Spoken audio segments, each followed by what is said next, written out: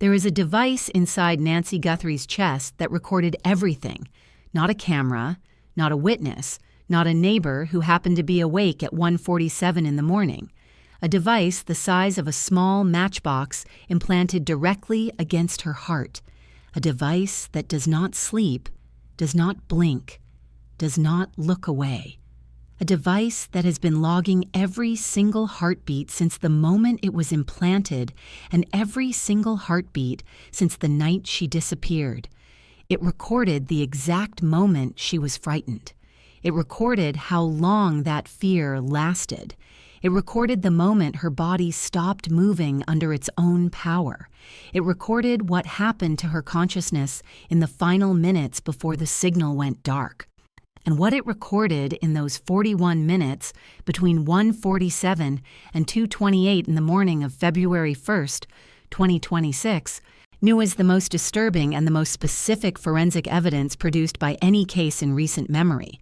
The FBI has been sitting with that data for over 3 months. Today, we are going inside it, not the surface version, the real version, the version that explains exactly what happened to Nancy Guthrie in the window when no camera, no witness, and no neighbor could see anything at all. Subscribe right now and turn on every notification because this video goes somewhere. No surface coverage of this case has gone completely.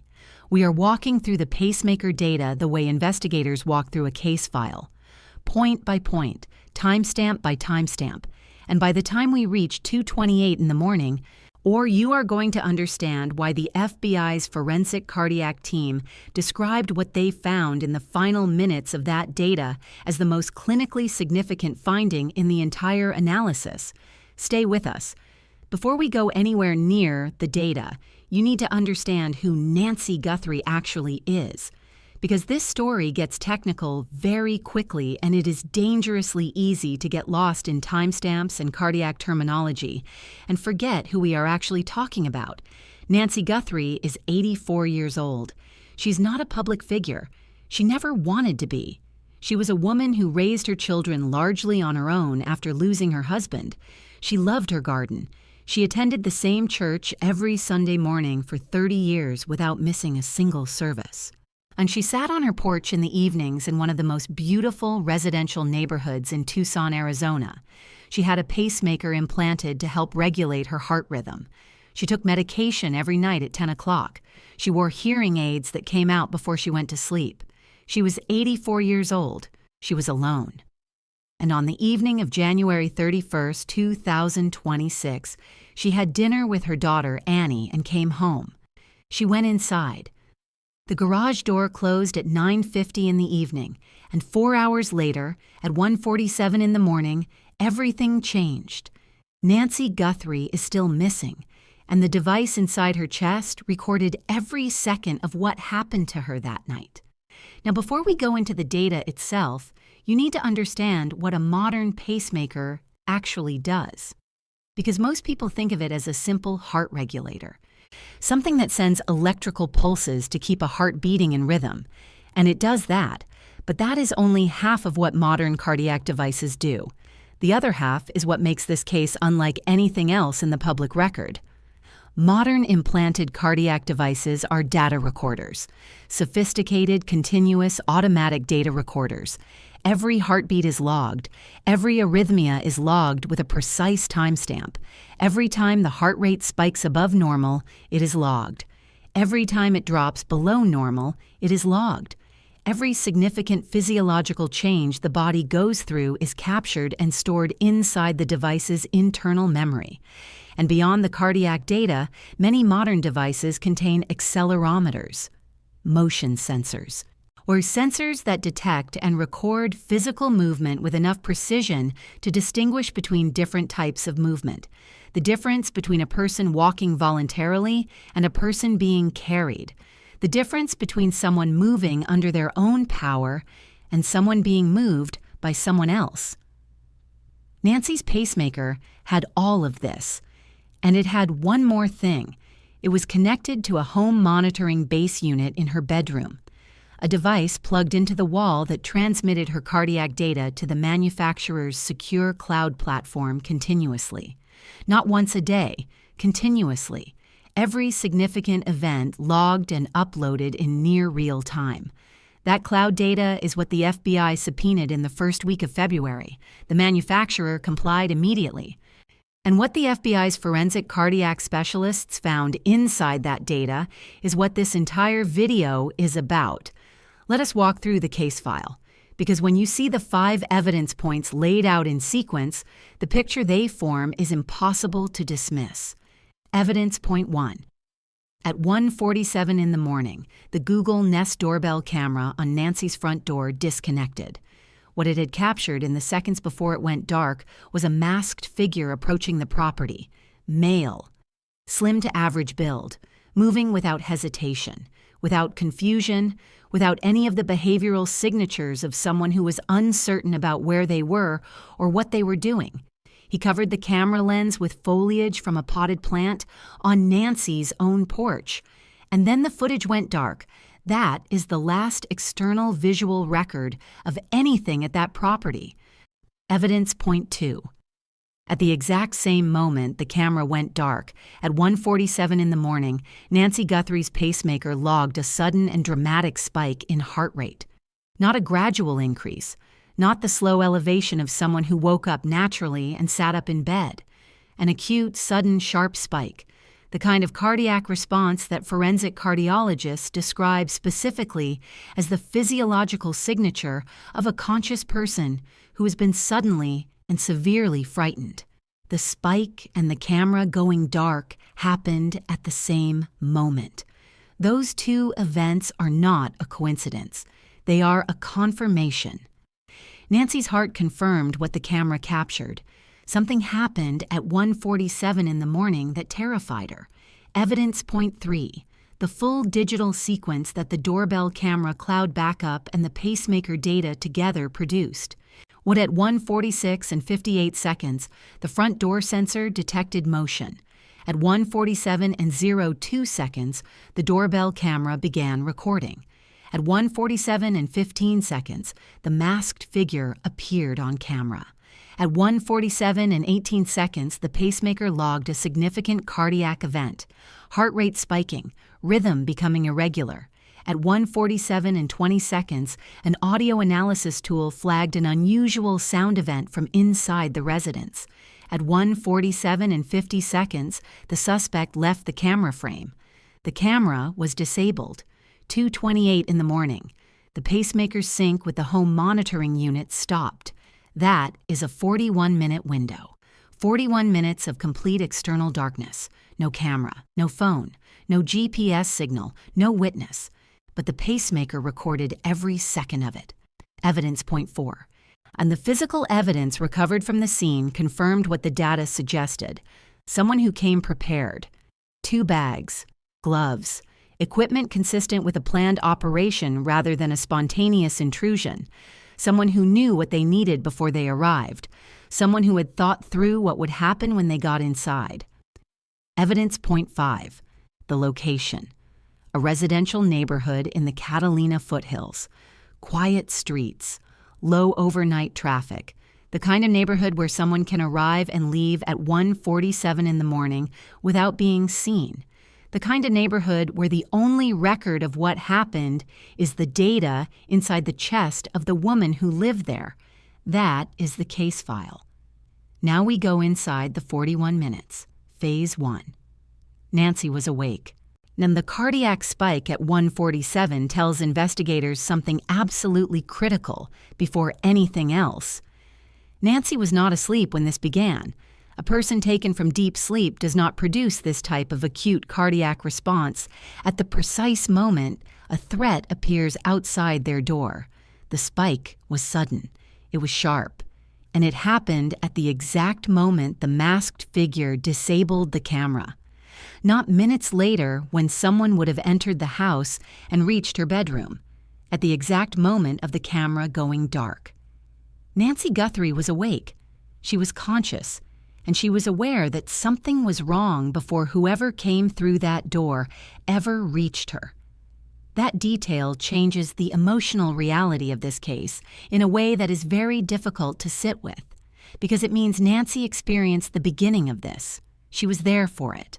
When her own heart confirmed her awareness in the form of a cardiac response that cannot be faked, cannot be altered after the fact, cannot be misread by the device that recorded it. She knew. Phase 2.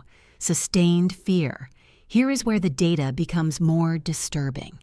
The heart rate spike at 147 does not come back down. In a normal startle response, when someone hears a loud noise or sees something unexpected, the heart rate spikes and then returns to baseline within a few minutes. That is the normal physiological pattern of a brief scare. That is not what happened here. Nancy's heart rate stayed elevated. The rhythm showed irregularities that forensic cardiologists associate with extreme and sustained emotional distress. Not a clinical emergency, but not calm. Not safe. Not the cardiac pattern of someone who heard something, checked, and found nothing and went back to sleep. The sustained elevation tells investigators one thing clearly. Whatever triggered that spike at 147 did not go away. It continued. It persisted. And Nancy's body remained in a sustained state of acute fear for an extended period inside her own home. Phase 3. She was being moved. Approximately 15 to 20 minutes into the 41-minute window, the data changes again. And this is the finding that investigators have been most careful about discussing publicly. Nancy's pacemaker contained an accelerometer, a motion sensor that records physical movement and its specific characteristics. When a person is walking, moving under their own power, the accelerometer records a specific pattern: rhythmic, self-directed, voluntary. When a person is being carried, when their body is being moved by someone else, the pattern is fundamentally different, passive. The movement is not self-generated. The rhythm of it belongs to the person doing the carrying, not the person being carried. The accelerometer data from this phase of the 41-minute window shows passive movement, not Nancy walking through her house, not Nancy moving to a different room, Nancy being transported, being carried, being moved by someone else. And the duration and character of that movement, the sustained nature of it, the specific rhythm of it, is consistent with one thing: being placed in a vehicle and driven away from her home.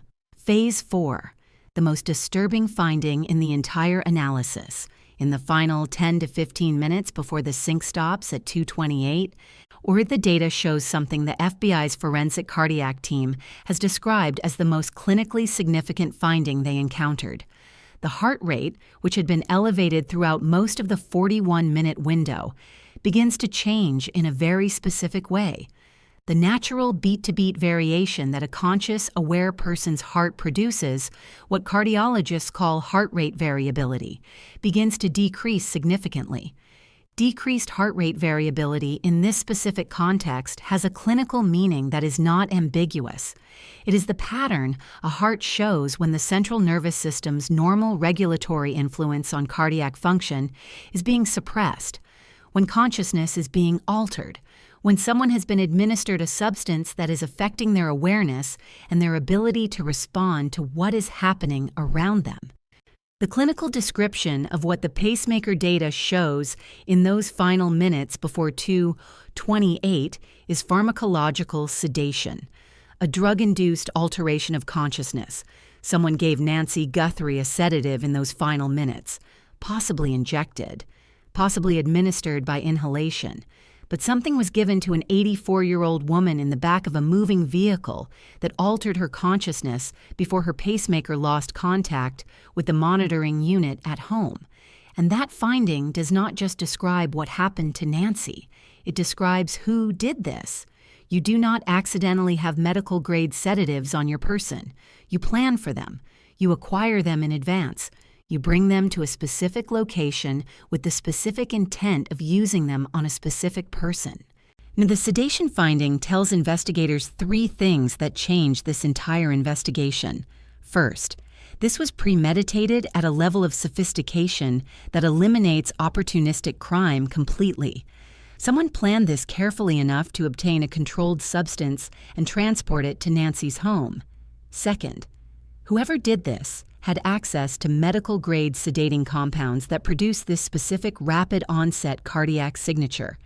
Those compounds are not available at any pharmacy. They require a procurement trail, a prescription history, a clinical connection, or a black market source that leaves its own trail. The FBI is following that procurement trail right now.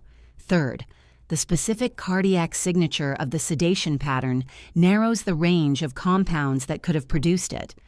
And narrowing the compound narrows the list of people who could have obtained it. This is not a broad search. It is a targeted one.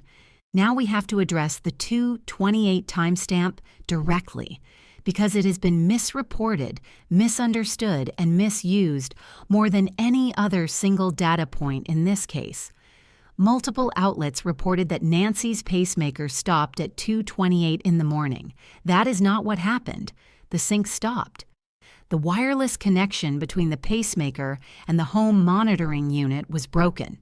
The most likely explanation, based on the accelerometer data showing sustained vehicle movement, is that Nancy was in a vehicle that had traveled far enough from her home that the monitoring unit could no longer reach the pacemaker's Bluetooth signal, or someone disabled the base unit in her bedroom.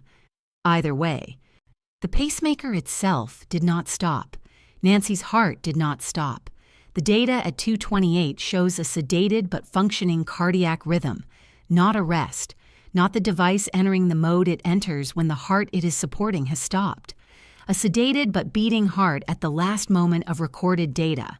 Nancy Guthrie was almost certainly alive at 2:28 in the morning of February 1st, 2026. The FBI deployed signal detection equipment around the Tucson area within days of the disappearance. Devices designed to detect the specific Bluetooth signal that Nancy's pacemaker emits. The range of that signal under ideal conditions is approximately 15 to 30 feet, which means to detect it, investigators need to be within that range of wherever Nancy is. The accelerometer data gave them a constraint. Her vehicle movement starting at approximately the 15 to 20 minute mark of the 41-minute window. 15 to 20 minutes of travel south of Tucson places a vehicle anywhere from 12 to 25 miles from her home. That geographic radius became the primary search zone. When you overlay that radius on a map of the Tucson area, the highway corridor running south toward Rio Rico and the Mexican border falls directly within it. And a retired SWAT commander who spent his career working that terrain described roads in that direction as superhighways for criminal activity.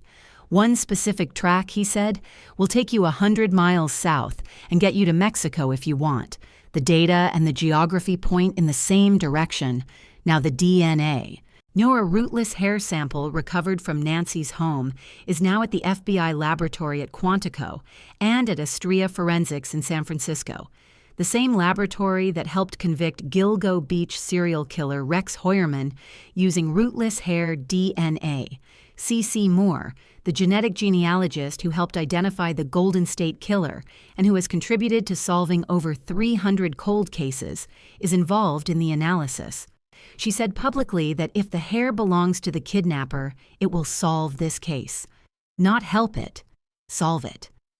The first CODIS search came back with no match.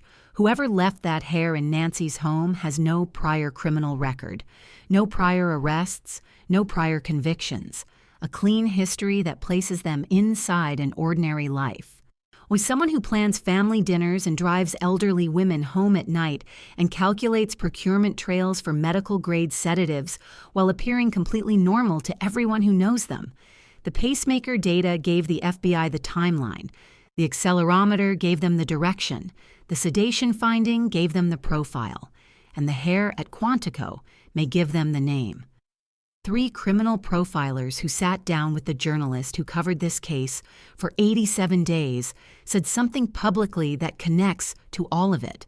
They said the person on that porch may not have been the person who planned this.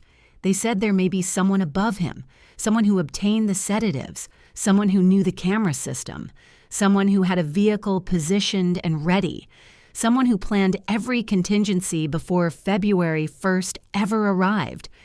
And if that is true, if there is an architect behind this crime, the pacemaker data already tells us something about them that no camera ever could. They planned for the cardiac response. They planned for the movement phase. They planned the sedation. They planned the timing and the route and the distance required to break the monitoring signal at 2:28. This was not improvised, not even partially. Every phase of those 41 minutes reflects planning, and every phase of the planning left a trace in the data that the FBI has been building a case around for 3 months. Here is what the pacemaker cannot tell us, and this case deserves honesty more than it deserves sensationalism. The data establishes what happened to Nancy between 1:47 and 2:28. It does not tell us where she is now. And the internal logs recorded after 2:28 are still inside Nancy, inside the device implanted in her chest, and those logs can only be accessed when she is found. The pacemaker does not have GPS. The Bluetooth signal it emits is designed for close-range clinical use. It cannot transmit a location across distance. But here is what the data does tell us. At 2:28 in the morning of February 1st, 2026, Nancy Guthrie's heart was beating. The pacemaker was functioning.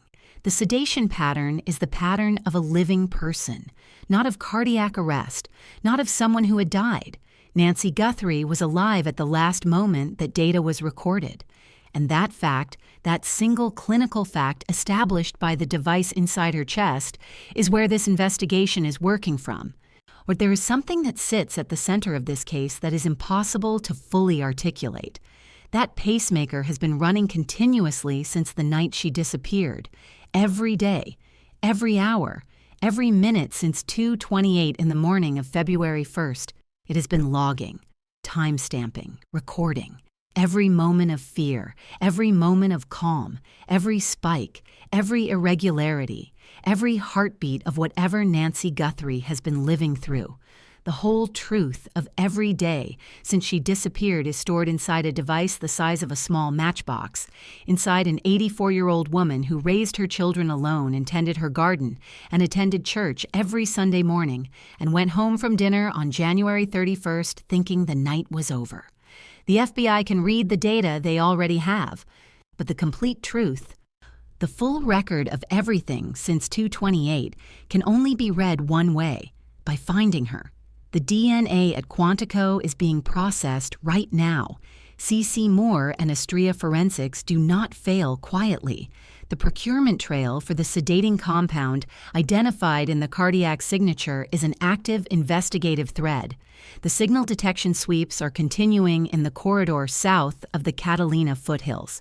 And Nancy Guthrie, 84 years old, vivacious and kind and open and nice according to the neighbor who knew her and described her in exactly those 4 words to the journalist who spent 87 days trying to bring her home, is still out there. Her heart is still beating, and the device inside her chest is still keeping count. Subscribe and turn on notifications, because when the DNA at Quantico produces a result, when the procurement trail leads somewhere, when the next piece of this case breaks, this channel will be here to tell you exactly what it means. Drop a comment below. The cardiac spike at 1:47, the sustained fear phase, the passive movement data, the sedation finding in the final minutes. Which single piece of the pacemaker data do you think is the most important evidence in this entire investigation? Tell us. We read every single one, because Nancy Guthrie's story is not finished, and neither are we.